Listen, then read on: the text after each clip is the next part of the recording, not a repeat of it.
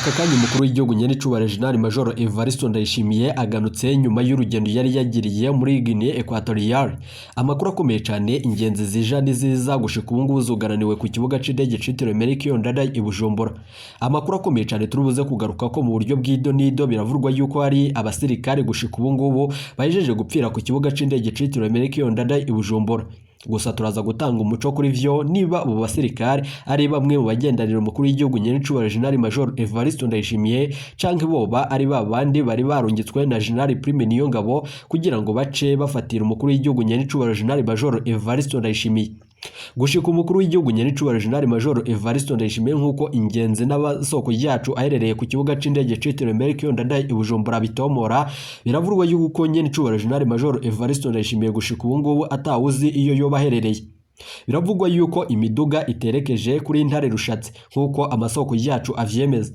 Munyemerera amakuru yacu tuyabandaririze kandi tuze kuyagaruka ko mu buryo bw'idonido.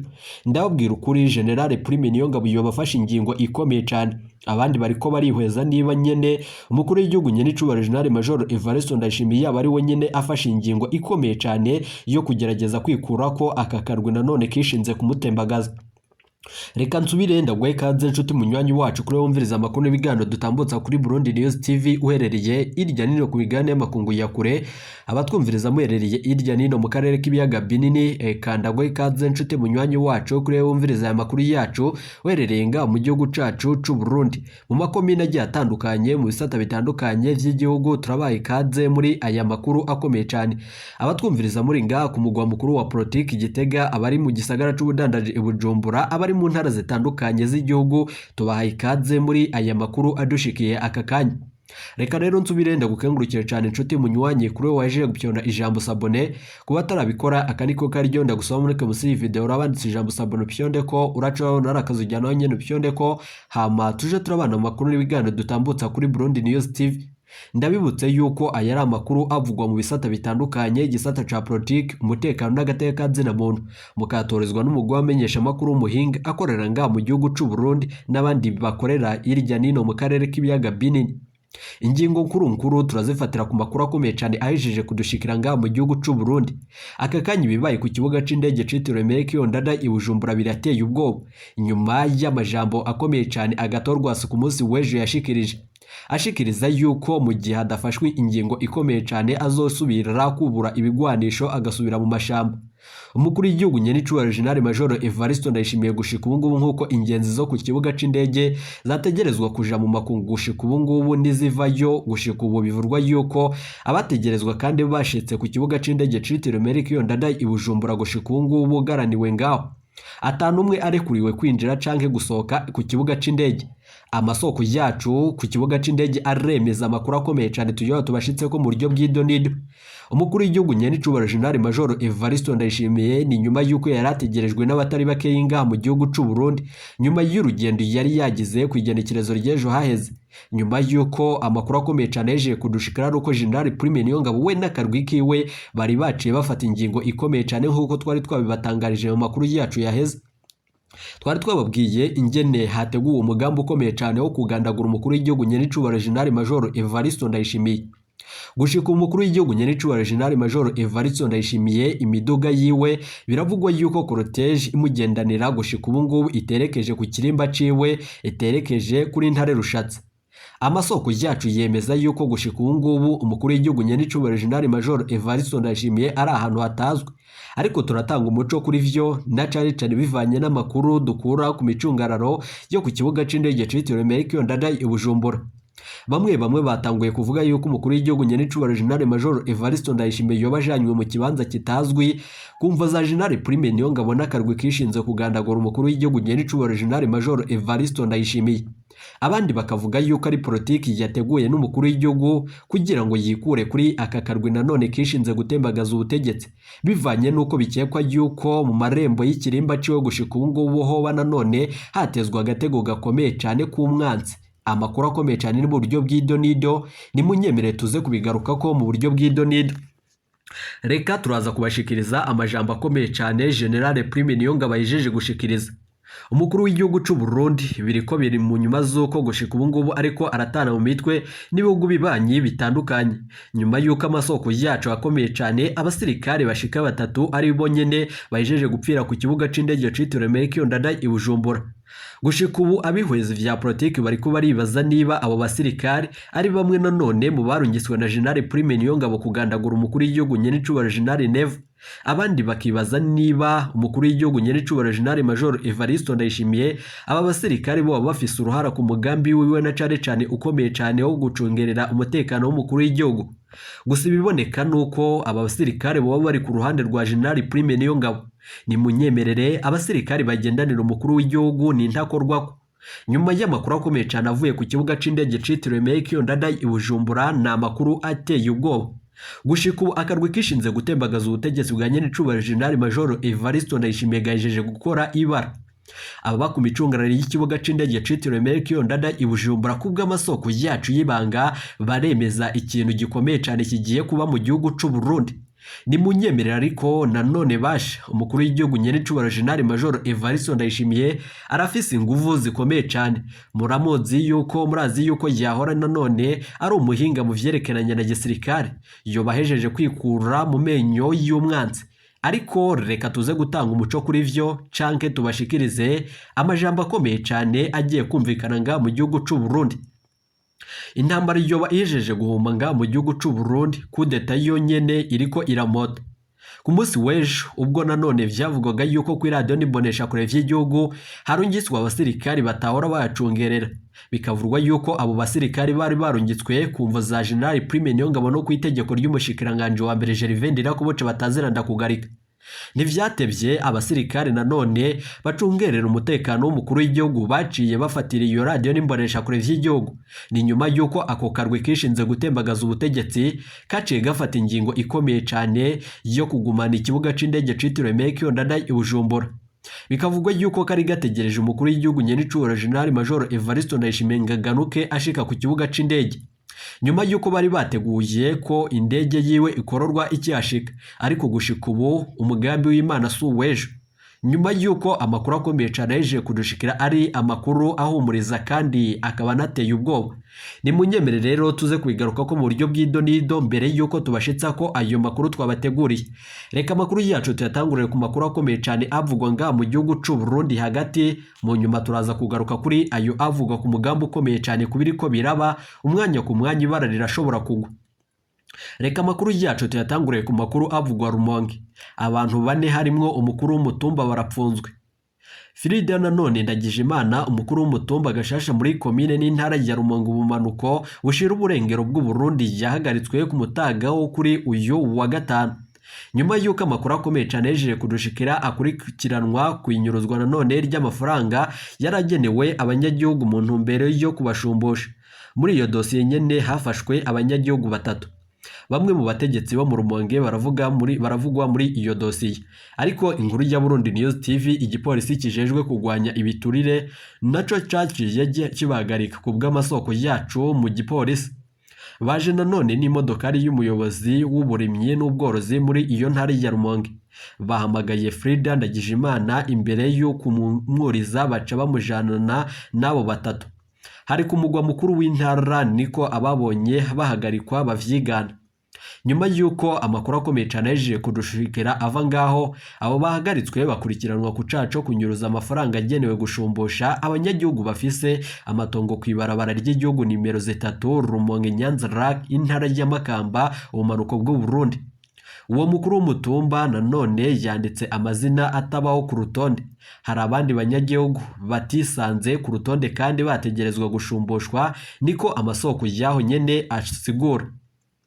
Gushika ubu rero ku bw'ayo masoko nyene Frida Ndagijimana yaranduje imiliyoni zirenga 50 y'amafaranga y'amarundi kubera ayo manyanga nyene. Umwe mu bategetsi bo mu ntara avuga yuko nanone avugwa muri ayo manyanga. Bivugwa yuko rero Musafiri Ntawumvukiye umuhanuzi nanone wa Buramatari w'intari ya Rumonge ajejwe iterambere arikekwa nawe nyene kuba yarandikishije igitigiri cibigaze nanone kirenze nkuko amasoko yaho avyemeza. Nico gituma twaje ngaha twaratangaye tubonye umuntu wese afise ibigazi nanone ng'ivyo vyose. Niko bivugwa n'umwe mu bakozi b'ikigo kijejwe kubakwa amabarabara mu gihugu c'u Burundi. Hari mu rugendo bageze ku mutumba wa Gashashe kuri uyu wa gatandatu. Amasoko yacu y'ibanga yemeza yuko ibiriko birabanga mu gihugu c'u Burundi biriko biraterererwa n'akarwi k'abajinari bakomakomenga mu gihugu c'u Burundi. Abo bantu bane bapfungiwe mu gasho ka komisara y'igipolisi ca Rumonge bashobora kungururizwa i Bujumbura, umugwa mukuru w'ubutunzi, umwanya uwo ari wo wose kubw'amasoko mu bajejwe umutekano. Basanzwe mu gasho, abandi nanone bajejwe intwaro babiri baba ku mutumba nanone muri iyo komine nyene. Bavugwa nanone mu busuma bw'amafaranga y'imizibakiro nanone agenewe bene amatongo mu gihe nanone ca Nyabihuna, nk'uko amasoko yacu avyemeza. Ico kigo c'igihugu kijejwe kubakwa amabarabara cashimye ico kibanza kizokubakwamwo urucekeri rw'amabuye ruzokoreshwa mu isanurwa ry'ibarabara ry'igihugu nimero 3, nk'uko amasoko yacu yegereye iyo dosiye avyemeza. Ibindi biriko birabanga mu gihugu c'u Burundi, reka amakuru yacu tuyabandanize ku makuru avugwa kubijanye n'ibiriko birabanga i Bujumbura. Ni nyuma yuko gushika ubu ngubu ibiciro vy'ibitoro birahejeje nanone kongerekana, bivanye nuko gushika ubu ngubu igitoro cabaye nk'inzahabu. Gushika ubu abene igihugu ntibariko bararonswa igitoro, na cane ko batangura kuvuga yuko vyari mu minwe y'umutambukanyi w'umukuru w'igihugu Angeline Ndayishimiye Ndayuba. Abihwezi vya politiki batomora yuko umutambukanyi w'umukuru w'igihugu Angeline Ndayishimiye Ndayubaha gushika ubu ngubu nawe nyene atariko yibonekeza na cane mu gutunganiriza abene igihugu, kuko nanone ari we nyene ajejwe ibi vyose, kuko bitomorwa n'amasoko yacu mu biro vy'umukuru w'igihugu, abakurikiranira hafi ivya politiki, ababuze ibitoro n'abandi batandukanye mu gisagara ca Bujumbura. Ibi vyose bikaba mu nyuma z'uko gushika ubu ngubu ibintu biriko biraba mu gihugu c'u Burundi ari akamaramaza. Ni munyemerera amakuru yacu tuyabandanirize ku biziga biriko birama bitorwa ngaha mu gihugu c'u Burundi. Mu gihugu c'u Burundi mu ntara zitandukanye ariko haravugwa amabi ariko arakorwa na cane n'imbonerakure. Mu mugambwe uri ku butegetsi wa CNDD-FDD biravurwa yuko imbonerakure ziriko zirakora amabi atagira izina, kuko tubishikirizwa n'abene igihugu baba bavyiboneye. Amasoko yacu mu ntara zitandukanye z'igihugu yemeza yuko imbonerakure gushika ubu ngubu ziriko zirafashanya n'igipolisi mu gukora amabi ateye ubwoba kandi atagira izina. Ndababwira ukuri, ibiriko birashikira abarundi birateye ubwoba. Turafise umutima uhagaze bivanye nuko gushika ubu ngubu ibara rihejeje kurwa mu gihugu c'u Burundi. Ufise gushika ubu ngubu nawe nyene ari guca afata ingingo ikomeye cyane yo gutanga itegeko kuri bantaho nikora. Niko bishikirizwa n'amasoko yacu mu banyagihugu mu bisata bitandukanye vy'igihugu. Reka rero nk'uko twebabwiye mu funyo amakuru yacu tuyabandanize ku makuru akomeye cyane avugwa ku magara y'umukuru w'igihugu Nyenicubahiro General Major Evariste Ndayishimiye. Nibihejeje kwibonekeza nyuma yuko hari hahoze amakuru avugwa yuko umukuru w'igihugu Nyenicubahiro General Major Evariste Ndayishimiye yoba yarajijanywe kwivuza. Ariko ayandi makuru ava nanone mu biro vy'umukuru w'igihugu akemeza yuko Perezida Evariste Ndayishimiye yari ahejeje kuganuka inyuma y'urugendo rw'umunsi umwe yagiriye mu gihugu ca Guinée Equatoriale, aho nanone yari yitavye inama y'abakuru b'ibihugu bigize akarere ka Afrika yo hagati CEEAC. Nyuma yuko rero muri iyo nama bivurwa yuko yaciye mu mizi ku buryo nanone bwimbitse ikibazo cyo kugarukana intwaro ya gisivile mu gihugu ca Gabon. Abakuru b'ibihugu barashimye ingendo nziza n'urwitogoro nanone ko kugarukana intwaro iciye mu matora biranga intwaro ya Brice Catrol Orig, nyuma yuko yatembagaje ubutegetsi bwa Ali Bongo Ondimba, kuko amasoko yacu avyemeza n'ayandi masoko muri ivyo bihugu ashimangira. Ingingo yari yateguye yo guhindura icicaro gikuru c'uwo muryango kikava Libreville muri Gabon kikaja Malabo muri Guinée Equatoriale, ikaba nanone itabaye ikicemezwa bivanye nuko vyakiriwe nanone nk'inzinzi kuri ubwo butegetsi bwa gisirikare butafashwe nk'abandi batembagaje ubutegetsi mu bindi bihugu nka Mali, Nigeria, Burkina Faso n'ibindi bitandukanye nga muri Afrika. bibaye mu nyuma z'uko umukuru w'igihugu nyenicubahiro General Major Evariste Ndayishimiye Guinea Equatorial nanone biravurwa yuko akaba ari ico gihugu Evariste Ndayishimiye amaze kugenderera inshuro nyinshi zishika 4 kuva yimitswe ngaha ngarongore igihugu c'u Burundi. Inyuma ya Kenya amaze kugenderera inshuro zishika 6. Amakuru akomeye cyane yejeje kudushikira mu nyemerere tuyabandaririze ku mutekano w'umukuru w'igihugu nyenicubahiro General Major Evariste Ndayishimiye. Gushika ubu amakuru ava ku kibuga c'indege citiriwe Melchior Ndadaye i Bujumbura ntahumuriza na gatoya.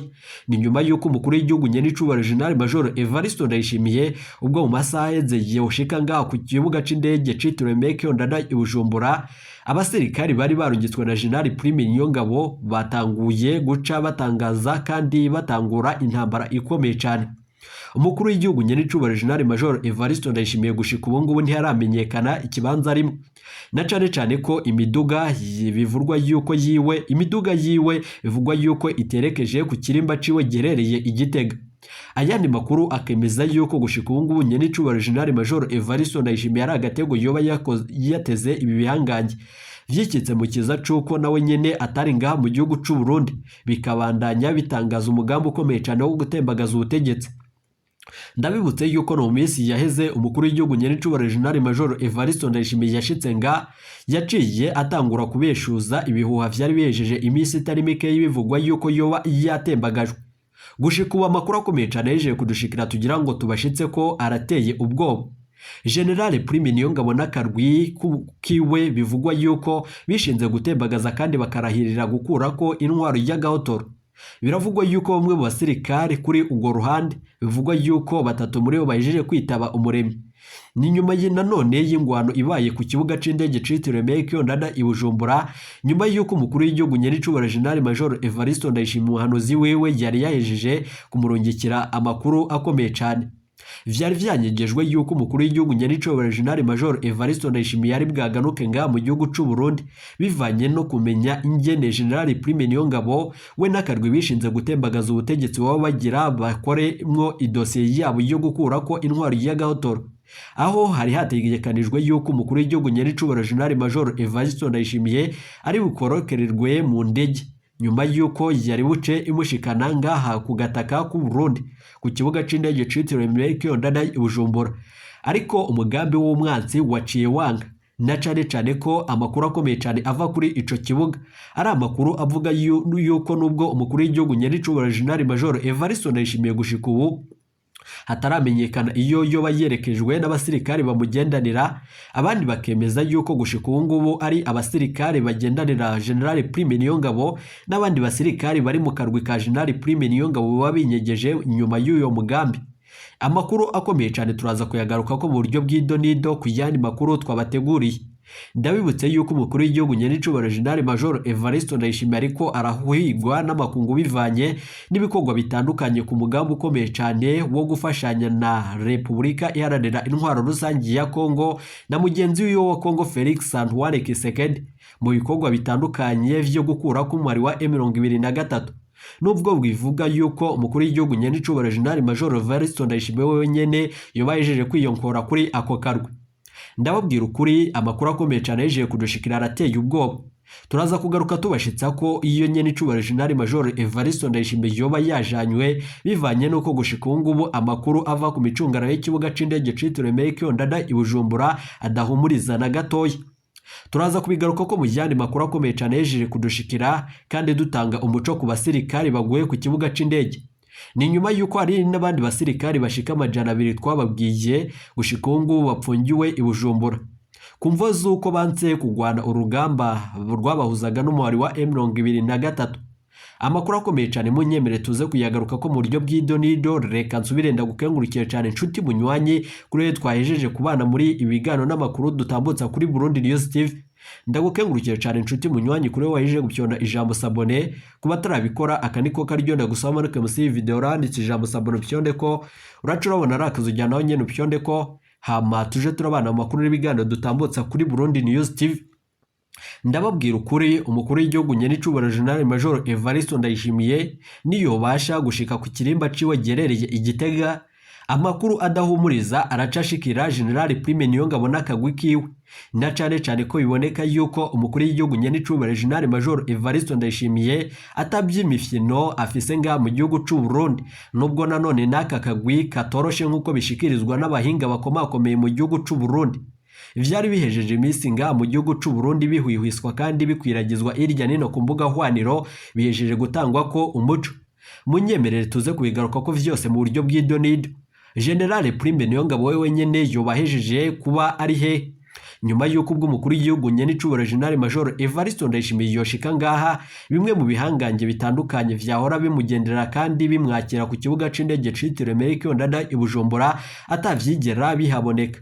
Nyuma yuko bica biboneka yuko iyo mugambi wari wateguwe neza cyane, ariko nanone ukaba ubaye igihutihuti bivanye nuko umukuru w'igihugu nyenicubahiro General Major Evariste Ndayishimiye atigera amenyesha abo ku kibuga c'indege yuko ari bugaruke kuri iri genekerezo. Amasoko yacu ku kibuga c'indege, amakuru avayo arateye ubwoba. Munyemere tuze kubigaruka ko mu yandi makuru akomeye cyane twabateguriye, ntimuje kure, ibiganiro vyacu nakagaruka. Iyi ni Burundi News TV.